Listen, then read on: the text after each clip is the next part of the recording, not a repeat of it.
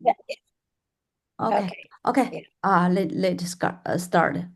Okay. Get started. Okay.呃，OK。亲爱的同学们、家长们，大家上午好。I speak Chinese. OK。Okay. 呃，我简单的介绍一下我们的公司和两位嘉宾哈。今天非常高兴的在这里与大家相聚，也相信呢今天的讲座呢一定会为大家带来满满的收获。在正式开始前，请允许我介绍一下我们的机构。我们的机构的全称叫 Education Advisor Group。我是 Laura 老师，是 EAG 的前期咨询顾问。EAG 呢由安娜丽博士与一支高水平的顾问团队于2023年成立哈。我们的团队呢是由10多位资深的顾问组成。而且这些顾问呢，我想很多家长都认识。我们的顾问团队里包含2类人，一类是前招生官背景的顾问，一类是高中的升学顾问。这些顾问在这个行业里面打拼了几十年，走访了几百所大学，也帮助众多学子圆了名校梦。今天我们非常荣幸邀请到两位重量级顾问作为我们的主讲嘉宾。第一位是我们大家熟悉的安娜丽博士，她在教育咨询领域拥有了40多年的经验，成功帮助来自不同国家和文化背景的1000多个家庭圆了名校梦，与中国家庭合作长达十几年。安娜丽博士曾受邀多所高校及机构的重要顾问角色，包括包括有哪些呢？有美国新闻与世界报道大学咨询委员会成员，北卡罗来纳大学顾问委员会成员，华盛顿大学顾问委员会成员，圣路易斯大学顾问委员会成员，大学之路的项目咨询顾问、培训师与监督员，曾培训超过60位职业升学顾问。他卓越的专业实力和领导力是 EAG 团队最核心的力量。那第二位主讲嘉宾呢，是我们的芝加哥大学前国际招生主任 Mary 顾问。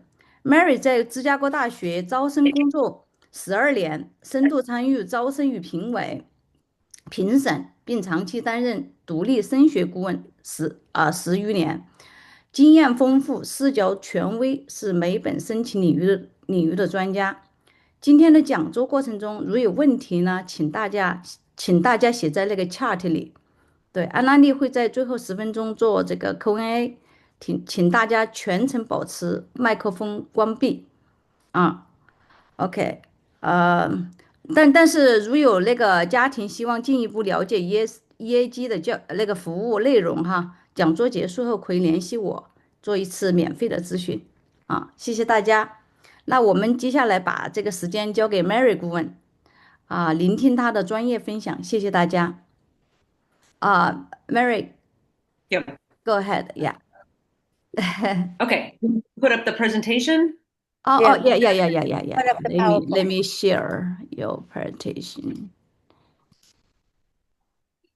Did you see? Yeah. Okay. Okay. Yeah. Okay. So good morning, good day, everybody. We are going to talk a little bit about uh, how colleges look at what you do in the summer. We're going to kind of talk about why summer activities matter to colleges. You probably have a sense of it. They're overall interested in what students do, but what are some different types of summer activities that are good for different types of students?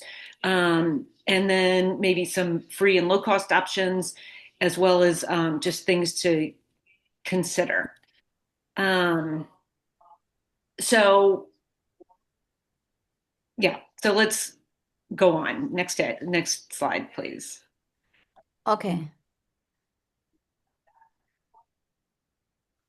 All right. So, why do colleges care about what you do and what students are doing in the summer? And to be clear, there are some colleges who don't, where admission is just based on your grades, your testing, whatever, and they don't worry about what students are doing. But for a lot of them, for especially some of the more highly selective ones, they do care. They care about how students spend their time when they've got all the time in the world. What do they do? It shows what they do, shows what's important to them. It shows initiative if they're doing things rather than not doing things. It can show initiative. Students, if they pursue something intellectually related, if they continue pursuing some of their favorite studies, shows it can show intellectual curiosity. Commitment and follow through. If students are involved in something that they care about during the school year,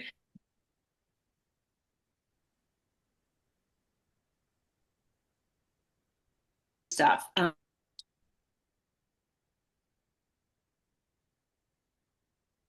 Narrative when you get around to doing your application. If you pursue serious pursuits of any sort, we're talking about volunteer work, working in your community. If you care about your community, are you doing things to impact it? And are you using summer to continue that? You're not just doing volunteer hours for school. If your favorite subject is math or physics or history, do you just shut all that down in the summer and say, oh, forget it, I'll just, watch TV? Or do you say, I could use this to investigate more. I could use this to learn more. I've been really curious about that thing I learned in math, history, physics, whatever it is, and I'd like to pursue it more on my own. You got initiative, you got intellectual curiosity, you've got commitment to your learning or to your community. And those are all things that colleges are looking for. And then basically when you get to summer, colleges want to know that you didn't just sit around and do nothing. Now, students can also have jobs. If students need jobs to help their family or to earn money for themselves to be able to participate in things, colleges understand that. They read these applications in context. So, doing a high cost program doesn't necessarily wow colleges. What does wow colleges is what students do when it's up to them and when the learning is up to them. So if they do a fancy program, what do they take out of it? How do they use that learning? Pardon me?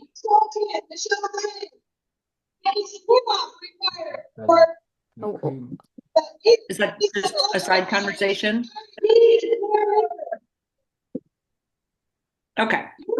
I think that's not directed to me. If it is, Laura, you let me know. All right.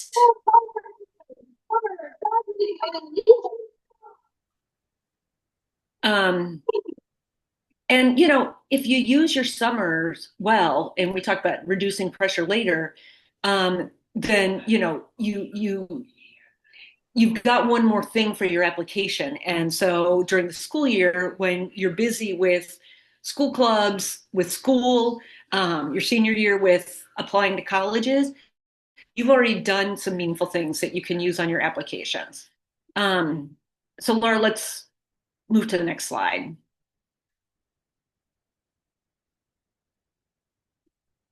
All right. So, and we said best summer activities. I don't think they're, as I said, best summer activities. Everybody is going to do great things, but academic exploration, that's one option for summer. And there are a lot of options for this. When you're applying to college, typically colleges are asking, what are you majoring in?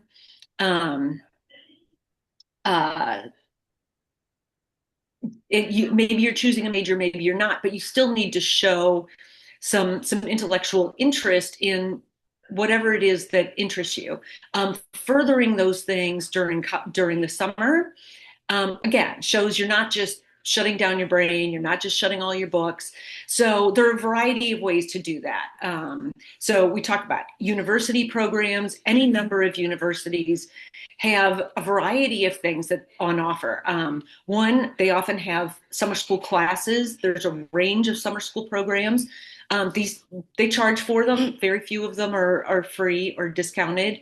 But it can be a great way to, one, experience life on a campus. Yes, it's over the summer, so it's not quite like during the school year, and to participate in a college level class where the expectations of how you learn and how you participate in class, you can get a feel for that. You can also maybe pursue what you're interested in studying at a higher level.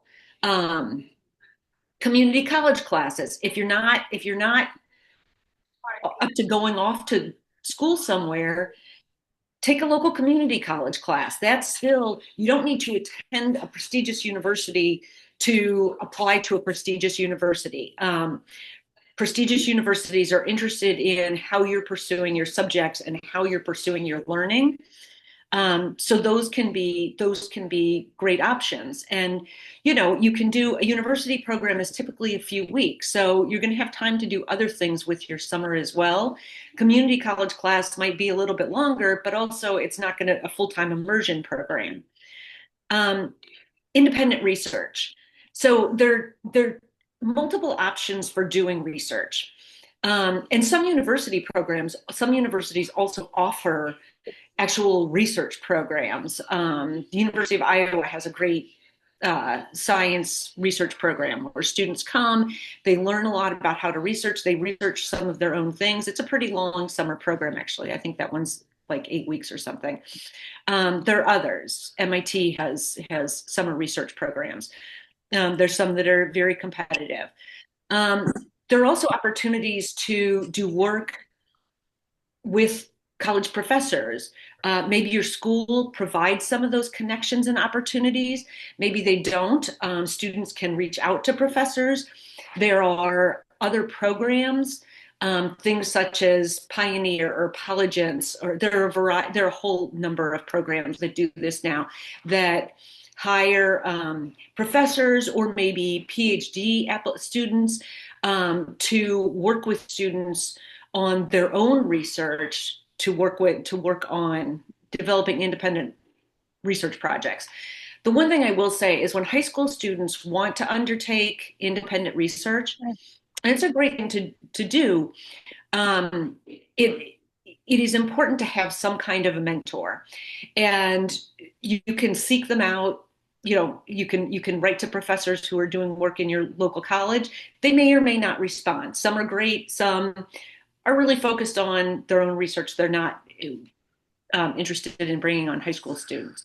But I've known plenty of students who have been able to get that kind of mentorship from PhD students. So some of the programs are paid. There are a variety of ways to reach out to that.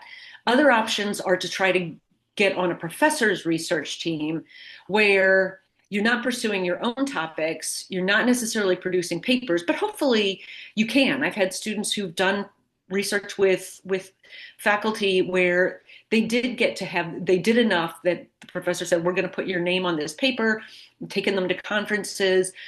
Those are great experiences and really show some advanced learning in what you're doing.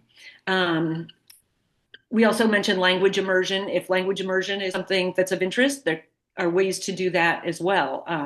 Programs abroad, going overseas, things like that. So the options for academic exploration are big, and they're in kind of all areas, art and business and various social studies, math, science, English, writing, you name it. So it's something that's pretty easy to find. Laura, let's go to the next slide, please. All right. Well, I kind of already talked about this, so let's go to the next one. Internships and jobs can be a great, go to the next one past this. I talked through this in the last slide. Go to slide 5. Yeah. All right. Internships, or not necessarily internships, can be a great way. We talked about commitment to community, commitment to the world around you. So for students, if they're interested in politics, getting to work with local government agencies or state government agencies. Sometimes state or local government agencies want to will have like particular youth outreach groups. I've had students get internships with a mayor's office and do all kinds of outreach. I've had students interested in the environment be part of a student initiative that a state environmental agency was running. Local political campaigns can be a great way for connecting with your community, learning what's going on, getting involved in issues that people care about.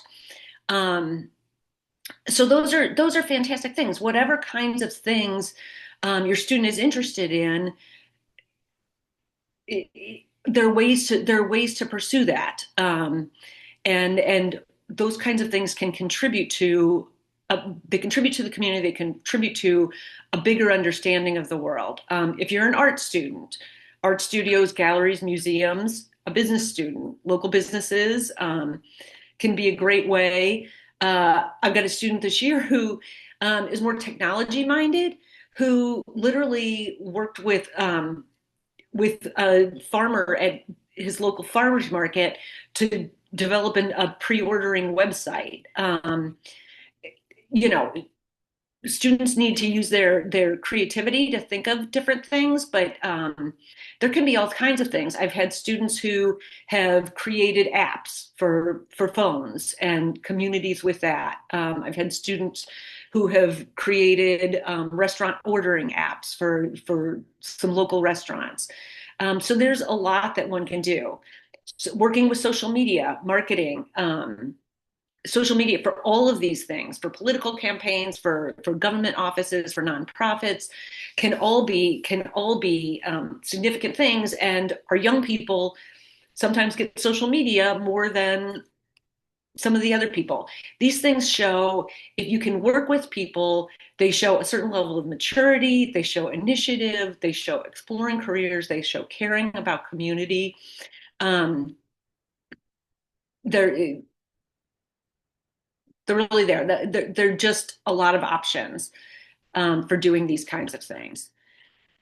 All right, I'm probably pushing up against my time. Laura, let's go to the next slide, please. Let's skip. All right. And Annalee is going to talk more about social impact projects, I think. So we're not going to hit on this. But when you're doing some of these things, whether they're research projects, whether they're outreach for organizations, you can then create things out of that as well. You can turn those into blogs and podcasts. You can turn them into community initiatives that you get started. I have a student, talking to a student here in the Chicagoland area who went to a school and proposed that they form a student AI council to talk about, AI is in all the schools. Schools are coming up with various ways to say, how do we incorporate it? How do we use it? What is not okay? What is okay? Propose doing that. So, we can help. One of the things we do is help students also think about the outcomes. Being involved in stuff is great. And then what do you do with that, with what you learn? But I'll let Annalee focus on this. Okay, Laura, next slide. All right. So skill building, competitions. A lot of students I know are participating in, physics Olympiads or essay contests, art contests during the summer, maybe music contests. Contests can be a great way. If you're accomplished, if you enter the physics Olympiad, chemistry, biology, any of these, and you can compete at the national level, that is impressive to top colleges. Lots of students are doing it. So there's always a balance. It can be good, but just doing competitions does not, and just winning things doesn't convince a college to take you. But if students are competing and successful at a national and even international level, colleges do take notice of that. So there's got to be some balance. But winning, if you're an artist, winning some art awards gives some validation to the art that you're doing. Any of these things, robotics, coding, etc. Laura, let's keep moving. You can also just spend time skill building, doing classes and things in these different areas. All right, service and leadership. So we sort of talked about this when we were talking about community opportunities, but you want to do some things that build into your single narrative. And it's not that your narrative is just one straight road, but that it relates to things that you're intellectually interested in, that it relates to things that you are extracurricularly interested in. So examples of these kinds of things, and we've got community programs. Helping seniors with technology is something that students have done. What they get out of it tends to be some maturity, understanding challenges that people are facing, interpersonal skills. Same with things like coaching, doing youth workshops. These are all things that students can do just in their community that are free to do. So that's great, and they can actually, when you write essays, and I know we're not talking about essays today, but when you write essays, you want to be telling a story. You want to be showing your personality, your maturity, your involvement, your dedication, and the stories from these things are the things that show those types of things. Volunteering with your library, or organizing a reading program for kids. There's a lot. Creating a running group, teaching yoga in the park, you name it. Laura, next slide.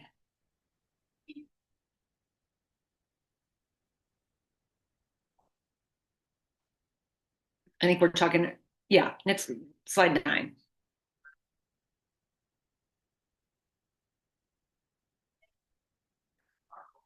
Oh, did we skip slide 9?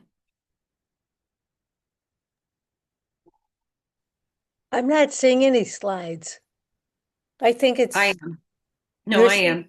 Yeah, Okay. 9. So 9 was about jobs, and jobs again can be a good way to spend some of your time. These are the jobs that are listed. You're going to say, well, these aren't necessarily connected to passion projects or community work, but they're still learning experiences. I personally worked at Dairy Queen when I was in high school, and I came home with different stories practically every day. Just I met people I would never have otherwise met. I worked with people I might never have otherwise met. I learned to make a little curly Q on top of an ice cream cone. There was a lot, and it was a great experience. So getting a job, earning some money, again, shows some initiative, shows some maturity, being willing to show up every day, do what's needed to do. There's something for that. Okay, let's continue to slide 10. So free and low cost options, obviously volunteering, free and low cost, self-initiated projects. The one thing I will say, when you're doing self-initiated projects, sort of community projects, is go and find an organization that's already doing well. So an example I will give, a student I worked with, I think 2 years ago now, was interested in doing a food related project, getting information to people who experienced hunger in her community. And so she had great ideas, but the first thing I did, I said, you know what? I said, reach out to organizations that are already working in the community in this area. I said, because you will find that they know the community, they know the community of people who are impacted. They'll know where to target, how to approach them, what their needs are. Students can come up with great ideas, but it helps to get involved with somebody. And typically they'll welcome that. She found an organization that was delighted for her to work on her project. But they gave her the guidance that she needed to make it a more meaningful project. Free online courses. So we talked about taking college courses and summer programs. There's a cost to them. Many of them are relatively expensive. Online courses are a great way to take some classes. There's Coursera. There's MIT has their courses all online. And with Coursera, there's a pay option if you want a certificate. You generally don't need to do that. edX. So there are a variety of things like that that can be great.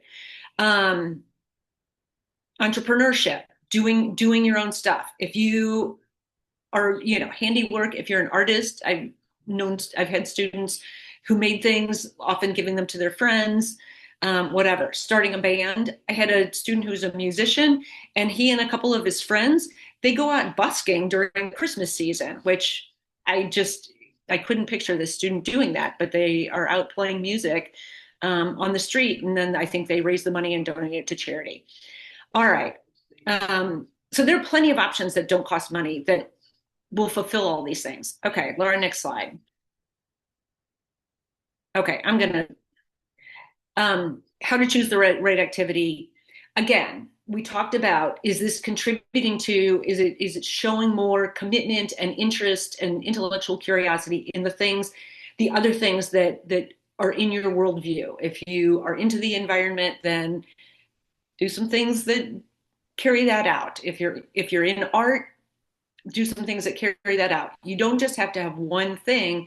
You can love history. You can have volunteered with autistic children, and those are two totally separate things. And you can care about both of those, but think about the things that are important and that you're sort of are going to be your theme.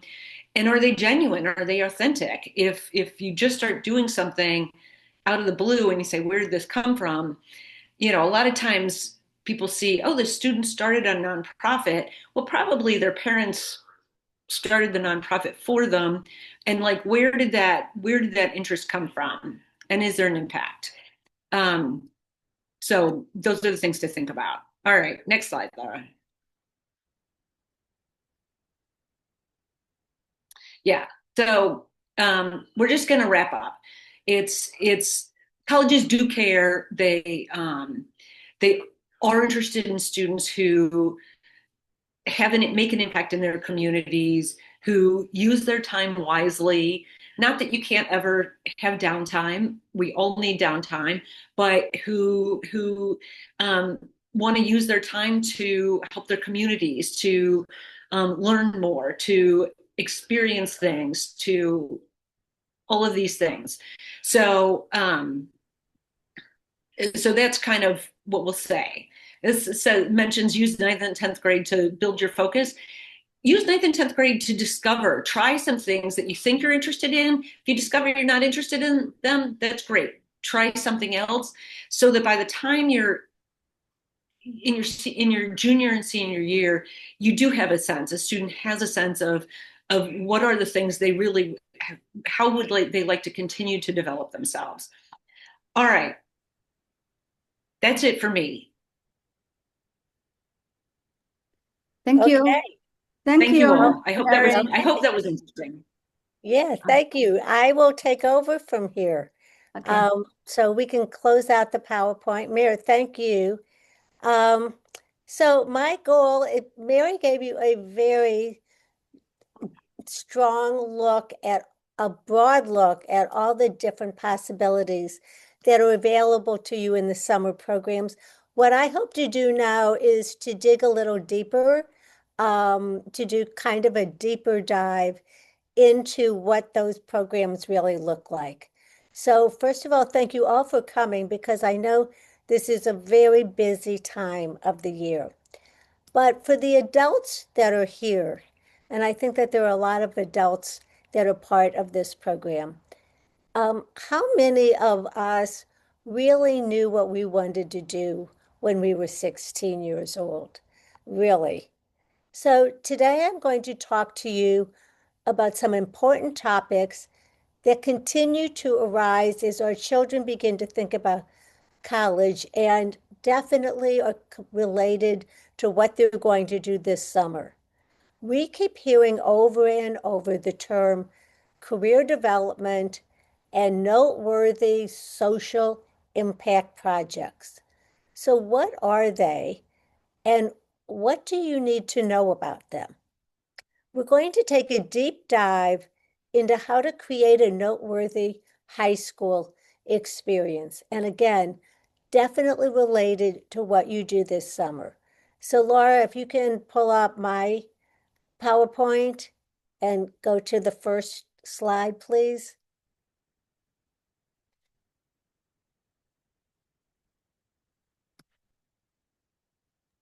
I already put your PPT on. Did you see that? No, hold No? on. I'm just seeing a bunch of file folders. Oh, okay, okay, okay. Let me Okay, now try it again. try again. No, no, No, no, no. just seeing a bunch of file folders. Okay. Let me.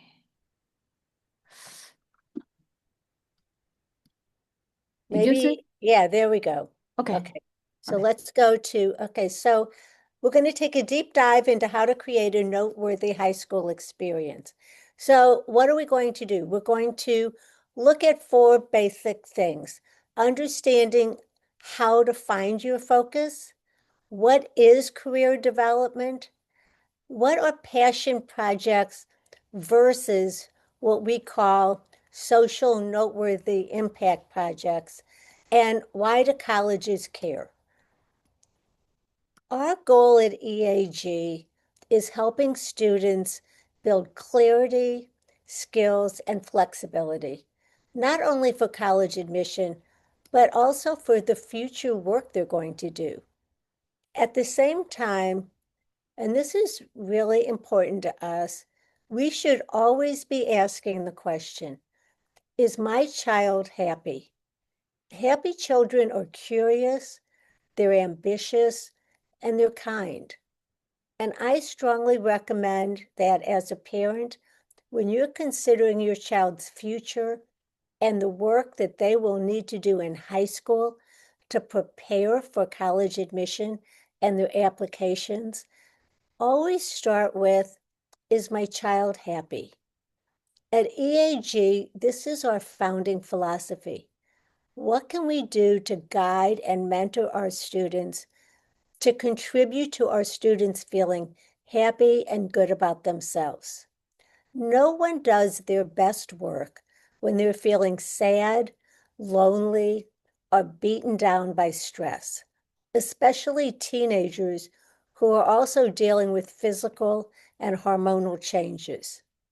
So as we move forward today and talk about the strategy for college admission, I hope we never lose sight of what is the most important, and that is that we all agree that it's our children's positive mental health that should always come first. No matter what, our kids' mental health has to be our number one priority. Okay, you can go to the second slide. Thank you. The first part of our program addresses what is probably the most important part of your college application, creating a story that ties your interests, your talents, and your expertise into a positive impact project.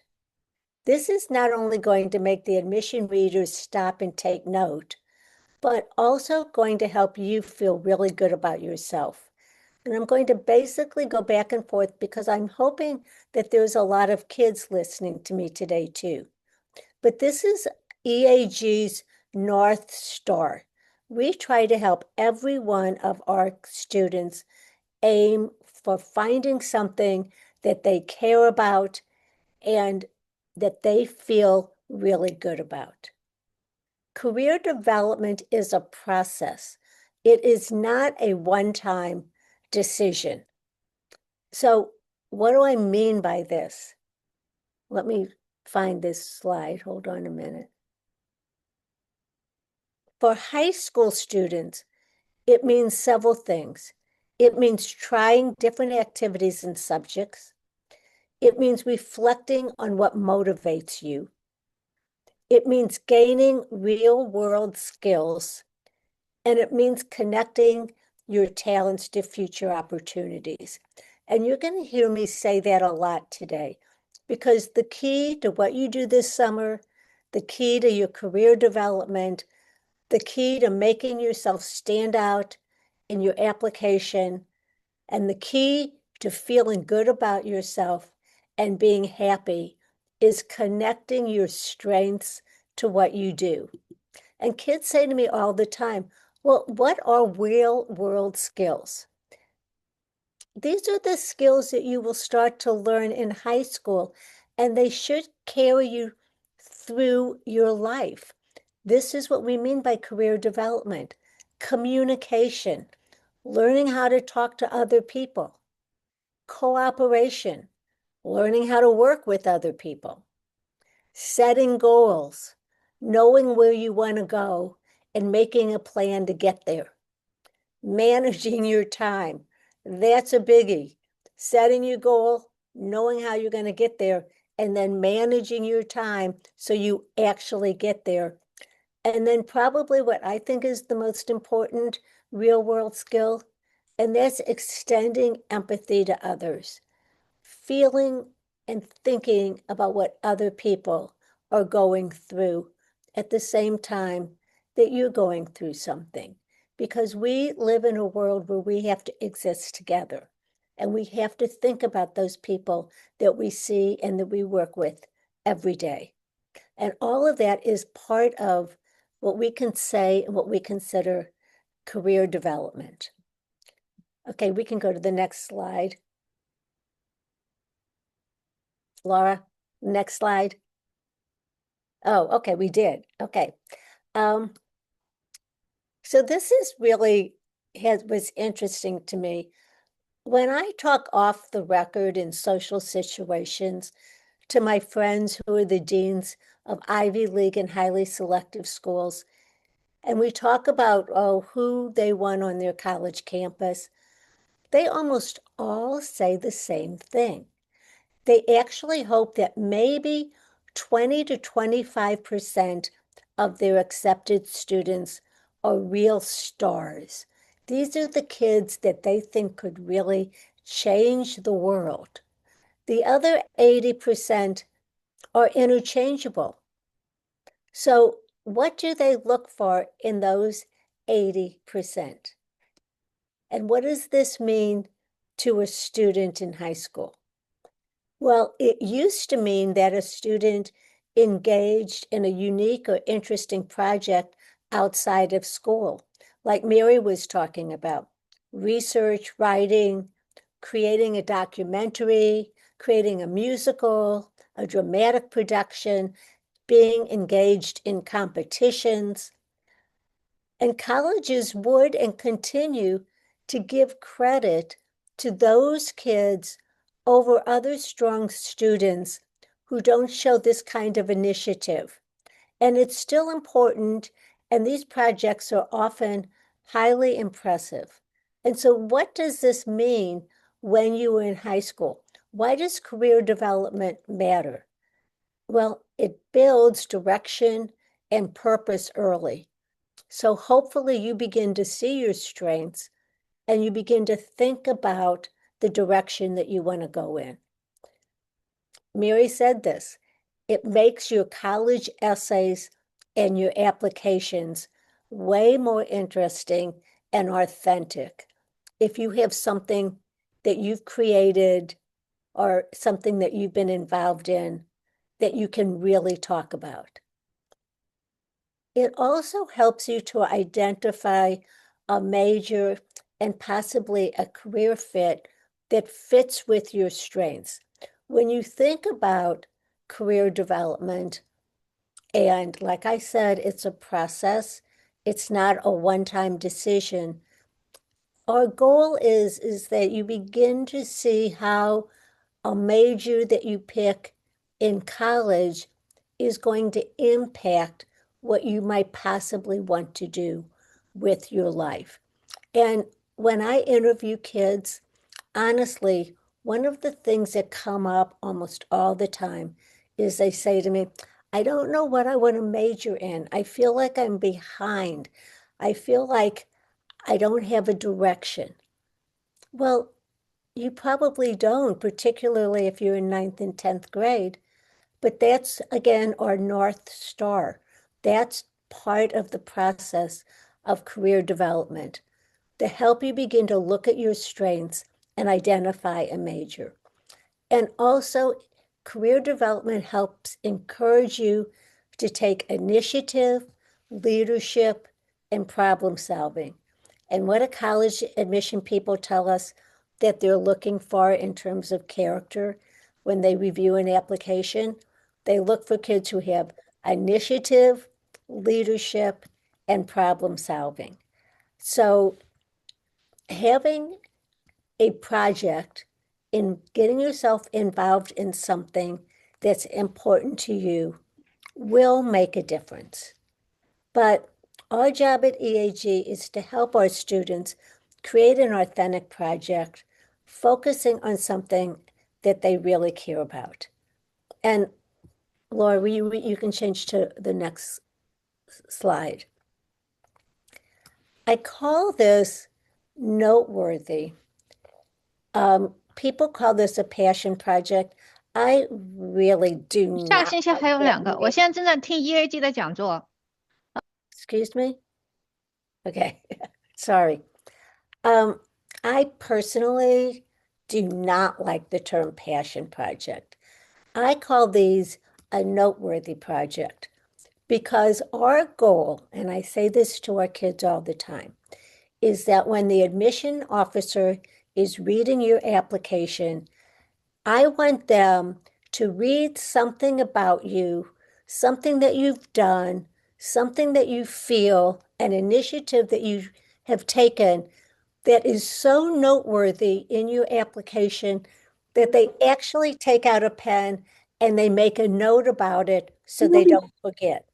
I do it like next Let week. me, excuse me, you really need to put your mics on quiet so there aren't the interruptions. I would really appreciate it. Thank you. I want to give you 2 examples of what I'm talking about so that you have an idea. And these are 2 quick examples. These are statements of interest from, the first one is from a student we're working with who wants mechanical engineering. He's an artist and he has done several projects with his cars. So here is his statement of interest. Just bear with me, it's not that long. My interest in cars and my artistic background will specifically guide my focus toward automotive electromechanical systems. I want to design the physical components that house and interact with the electronics, the thermal management systems for batteries, the structural mounts for sensors, or the aerodynamic surfaces. My artistic eye ensures that the physical product is both structurally sound and aesthetically beautiful. When colleges read that interest statement, they know they're reading a statement from a kid who knows what he's talking about. This is not a superficial comment, and that will get attention. Another example, and this is another student who's interested in mechanical engineering, so you can see the difference, is a young woman, but she's done a lot of career-focused work, and she has several cloud certifications. So her statement of interest is, although I don't plan to major in computer science, my cloud and IT certifications give me the skills to integrate mechanical systems with digital diagnostics and cloud-based monitoring. This is an emerging essential area of modern engineering. Again, totally different from the other one, both interested in mechanical engineering, both personal, both showing initiative, creativity, and when admissions reads that, they're going to know that this kid knows what they're talking about. It's not just a superficial comment that says, I want mechanical engineering. This is all about helping our kids figure out their career development and coming up with a noteworthy project. And a noteworthy project can be, it shows creativity, initiative. I know I'm repeating myself a little bit. So you can just take a look at this slide and then let's go to the next one.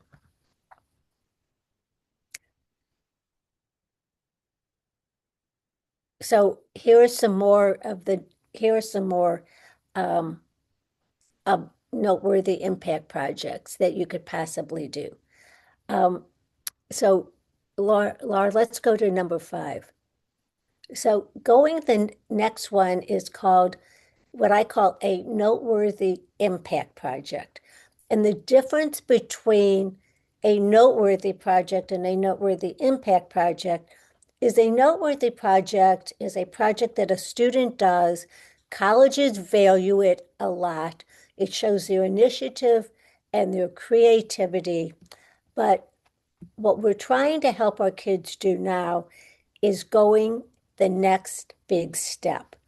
And this is developing a noteworthy impact project because the concept has changed and it is simple and yet very complex because now in addition to looking at a student's noteworthy project, colleges are looking for their number one priority when they look at those 80% of students, and they want to see if they have shown while they are in high school that they have made an effort to use their expertise to make some segment of their community a better place. So remember, 20 to 25%, they're looking for the stars, and maybe you are one of those stars, or you're raising a star. But the 80% that they take, they're looking for kids who have the right values and that they're using their talents or their expertise to do something that means something for other people. It shows colleges' leadership, social awareness, and a willingness to help their community, and a commitment to make a difference. And here are just 3 small little ideas. Mary also gave you ideas. But let's say that you're a math kid. You could think about creating a website that teaches financial literacy to kids that aren't math kids. You could partner with a nonprofit to coach kids, and we've got a lot of kids who do this, but it's meaningful to colleges. To help kids with robotics or digital art, reaching and looking at those kids. I have a student right now who he's in the orchestra and he's the number one violinist, and he's working 3 days a week to help some younger kids with their violin skills. You could build an organization to campaign for something that's important at your school. But using your projects to do good for some group that you are affiliated with or a community that you care about is what colleges are talking about, and that's what they're looking for. They demonstrate your leadership, creativity, and they prove authenticity. It connects to who you really are, not just what the colleges want, but who you are as a person and why it's important to you.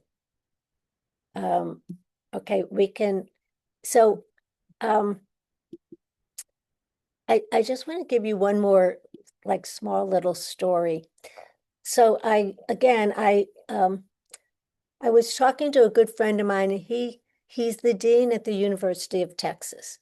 And I've known him for a long time. And I reached out to him and I said, talk to me a little bit about the importance of these noteworthy social impact projects. And I'm going to read to you exactly what his email said to me. He said, Annalee, in today's hyper-competitive college application environment, achieving top grades and test scores is often now just the baseline expectation, not the factor for securing admission.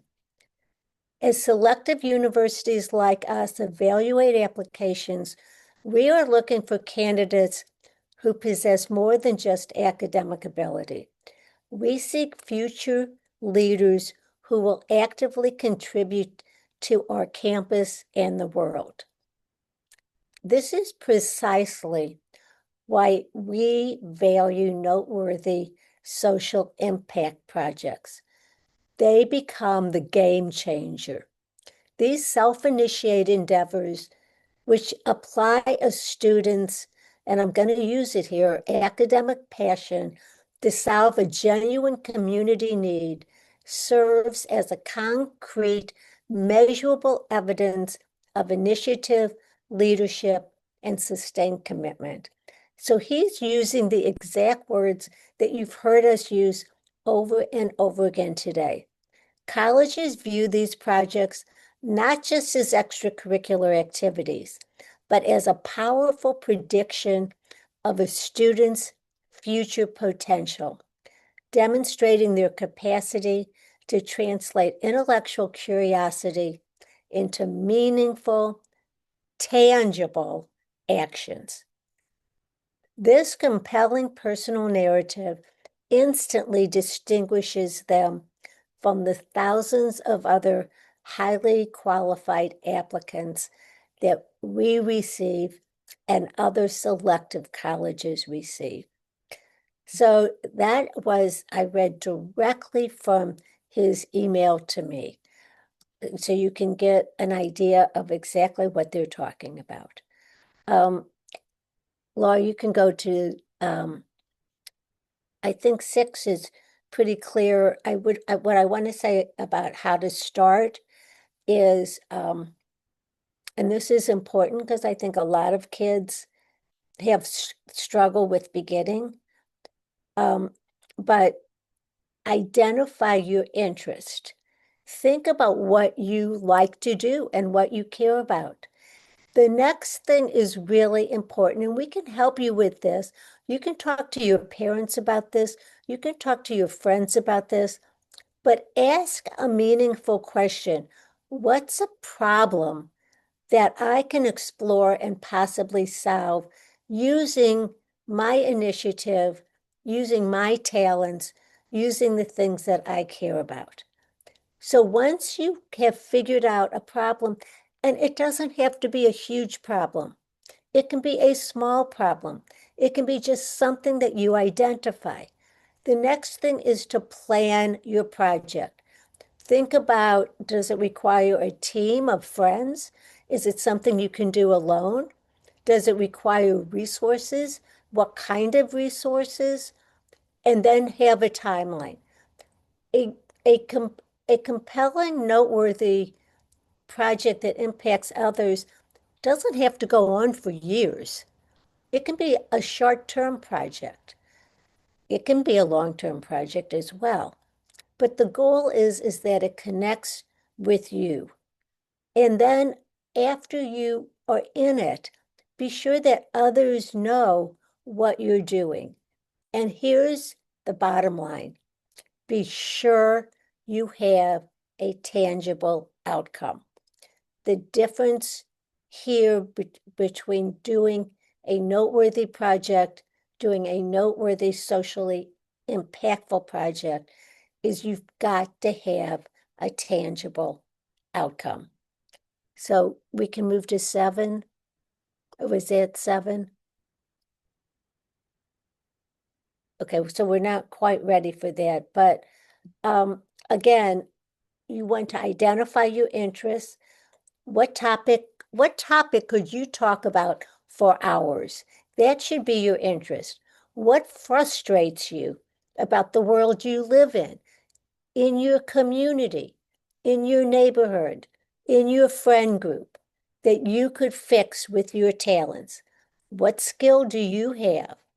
Then when you find the problem, look around and see how you can fix it, and then design a small, specific problem. Start small. You don't have to do something that is overwhelming. I mean, we've had kids, this is was a very clever idea that one of my students did. It wasn't the most original idea in the world, but he called around to around 15 or 20 local organizations to find out sort of if they used volunteers, how they used them, and what were the time slots that they needed them. Then he created a very simple website, and he gave the link to all of the kids in his school because so many of his friends were looking for volunteer activities. And a way, some of them needed to have a certain amount of hours. Many of them wanted volunteer activities for their college applications. So he made it really simple for a lot of the kids in his school, and it ended up being a really big deal. And his classmates loved it, and his college applications, people commented on it. So again, you identify an interest, spot a problem, create a plan, and then share it or scale it. This really ties to what Mary was saying about summer programs, because hopefully our students will decide on their focus and their theme before they start thinking about what they're going to do this summer. I have kids who say to me all the time, well, what should I do this summer? And I say to them, well, what do you like? What are you thinking about doing in your future? What major are you considering? And they're going, I don't know, I don't know, I don't know. And I say, well, let's tackle that problem first. And once we figure out what you like to do, once we figure out what your parents are in agreement with, then we can start thinking about what you're going to do in the summer. And again, whether it's a course you take, a program you're interested in, there's a lot of really meaningful competitions that are available to start working on in the summer. Research. Summer needs to support and be an extension of your story. And that is one of the big takeaways that I am going to say again today. Your summer needs to support and be an extension of your story. What is your college application story going to be? And once we figure out that, then we can figure out what your summer should be. At the end of the day, we want colleges to put down your application. Mary could talk to this. She did it many years. We want those application readers to put down your application and in 2 to 3 sentences be able to describe who you are, what you're interested in, and how you will impact their campus. If they can do that, then you have a great chance to be admitted.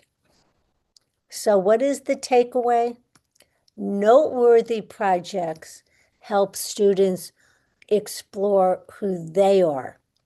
Noteworthy social impact projects show how they contribute their talents and their expertise to help others.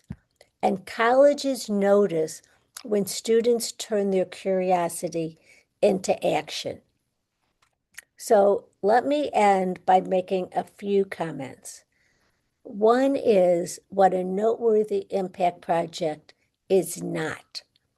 It is not a random volunteer gig where you add up your hours and you put on your activity list, I volunteered at the senior center for 75 hours. It has nothing to do with anything I'm interested in. It's not something that your parents or your counselors design for you. A noteworthy impact project has got to be something that the student cares about. And it is not a resume filler with no clear connection to the student's interest or their story. A noteworthy project is a self-initiated activity or creation that grows out of a student's genuine interest, something they choose to do outside of their required schoolwork, sports, or clubs.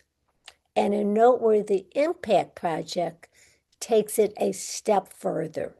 It channels that interest into a tangible contribution that benefits others, their school, their community, or a broader cause. It can be one person that you make a difference for. And I got this quote and I keep it, and I can't remember who actually said it, but it was one of the deans of admission.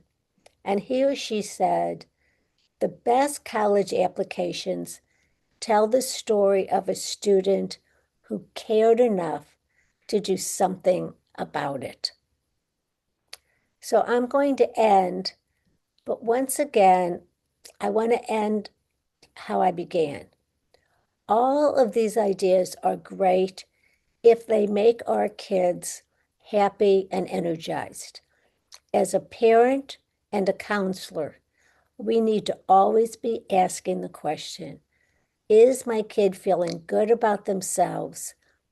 And if you are a student listening, you should be asking the same thing and the same question of yourself. If you're feeling low and stressed, stop. Let us know, and we can talk about a different direction. Your direction should make you feel happy and energized.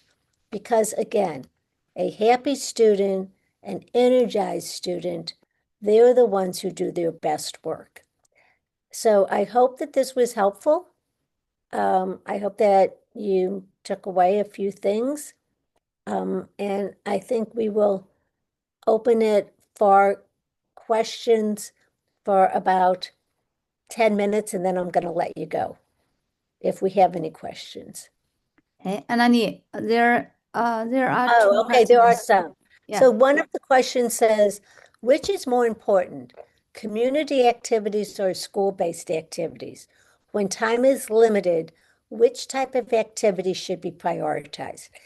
Okay, that is a really good question, and you're not going to like my answer because what is the most important activity should be the one that is the most genuine and is the most connected to your interest and your talent. If that is a school activity, if that's a robotics club at your school, then that should be your most important activity. If your school doesn't have a robotics club and that's what you're most interested in, then that should be an activity that you pursue outside of school. If you're interested in economics, whatever you're interested in, if it's writing, it doesn't really matter if it's school or outside. And Mary just came on and she has been doing this for a really long time. So I'm going to turn it over to her, but I would suspect she's going to say they're looking to see how it relates to your story. So agreed, but I am going to say I think that being involved in your school is important. Oh, you're It's one right. of the primary communities that a student is in. one. Yes. So colleges, they do look at how involved are you in your school? What is your role within the school? How do you get on with other people? That is an important concept. Also, it's the people in your school, the adults in your school, who are going to write about you. Your Yes. counselor is going to write, your college counselor is going to write a recommendation letter. He or she may.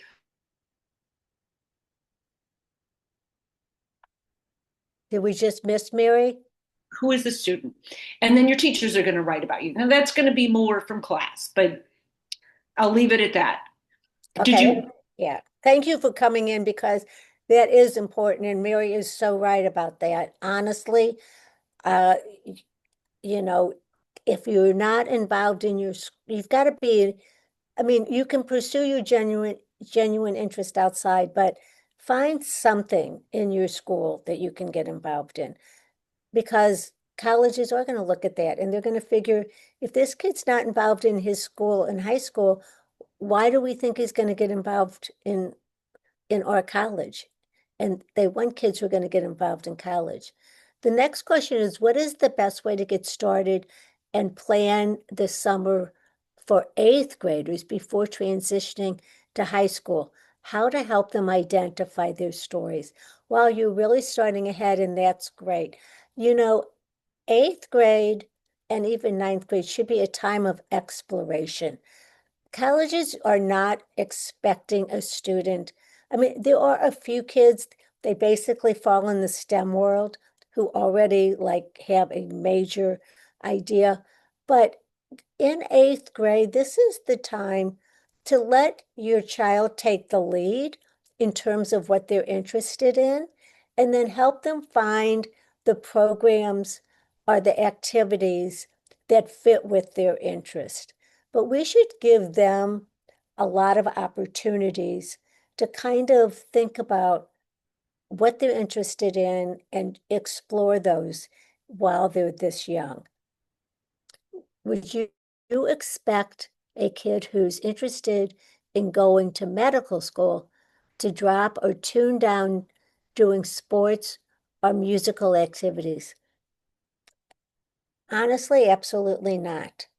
Again, admission people want to see that kids explore what they care about and what they're interested in. And they don't necessarily value one-dimensional children. They like to see kids that have more than one dimension. Now, having said that, we all know that time is limited and that there's only so many hours in a day.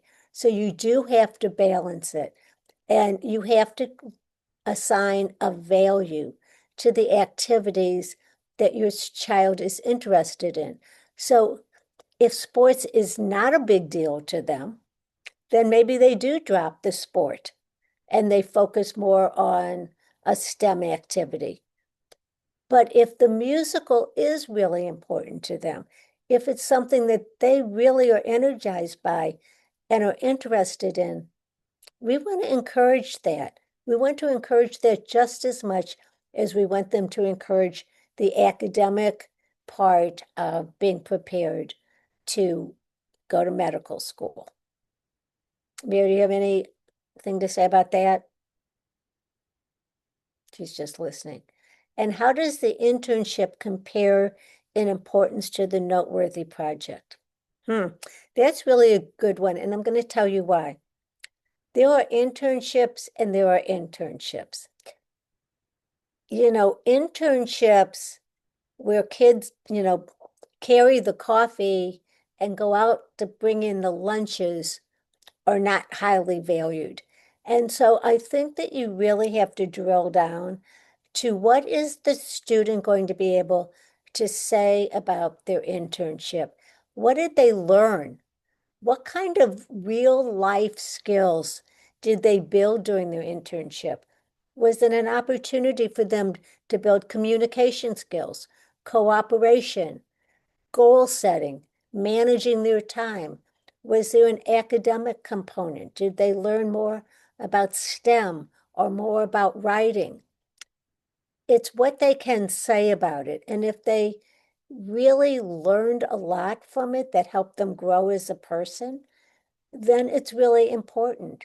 And in many cases, they can take what they learned in this internship and turn it into a mini noteworthy project. So they're not necessarily exclusive of one another. Mary, do you have anything you want to add to that? No, Okay. Any I'm other? listening. Heidi. Okay. Well, chime in anytime. Okay, here's one. Costly summer programs such as Launch X and the Yale program are no longer considered as prestigious as they once were. Will attending these programs negatively impact admission officers' evaluation of a student? I'm going to say again, some of these programs are really expensive. And there are things that you can do if you don't have the money for these programs. These particular programs that you mention are legitimate programs where kids really learn a lot. And colleges will value that. But again, it's what our students say about it. Remember me reading those two interest statements where our students they were able to really articulate the things they've learned and how they want to use them in college. If our students learn a lot in these programs and they can articulate how they're going to use what they learned in college, then the colleges are going to value it. What is not valued as much is what we call pay to play. And these are programs that are not selective, they're not rigorous. Anybody can join if they have the money. And if you are, again, let's go back to 8th grade. If you want your child to participate in one of these programs just to give them an experience, I'm not against it. But we really help direct our kids, again, to finding the programs that are going to challenge them in the areas where they have the most interest. Mayor, anything you want to add to that? No, there's not. I will say the question about launch X and YYGS, they certainly will not negatively, nobody's going to look at it and say, oh, that's a negative. Yeah. But will they help? In and of themselves, they don't necessarily help. Right. And again, like you said, Annalie, it's what they get out of it. Yeah. It's all about the colleges. The colleges are really trying to get to know the kid, and they have a limited opportunity. They've got an application. And so it's really, really important how our students describe their interests, and if they participate in these programs, what they learned, what they got out of it. Was it, real world experiences or academic experiences? The colleges want to know, are you challenging yourself in a field that you're interested in? And what are you learning? What are you getting out of it? I hope that makes sense. Okay, Mary has to go. Mary, thank you for being part of it. We're going to close this up in about 1 minute. If we have time for one more question. You've hung in there for an hour and 20 minutes, and I think that's long enough. It's a busy time of the year, but if there's one more question, I'll take it. Otherwise, thank you all for coming, and I hope that you got a lot out of it. Again, our goal is to support our kids. We are a team. And I know it sounds hokey, but it's really about helping our kids feel good about themselves, because when you feel good about yourself, you do your best work. Anani, one more question here. Oh, how to Um, find good resources for ninth grade to explore. Um, well, I'm going to be self-promote here. Honestly, it's talking to professionals who've been doing this for a really long time and who know your child a bit. Because, before we ever recommend anything to our kids, we try and get to know them. And when we talk about resources, there's a lot of logistics to consider, like what else are they doing? What's the family time frame? What's the student's interest? And then we build resources around that. So, I mean, I guess the other short answer is go to ChatGPT, but there's no real guide other than people with professional experience. So again, thank you all for coming. I hope you took away some thank you, things thank that you, Anani. help you with your children. And happy holiday to everybody. Thank Let you. it be a safe and healthy holiday for everyone. 如果大家那个有咨询的，后面可以联系我哈。对，更多的咨询。Thank you, Anani。Okay, thank you all. 拜拜。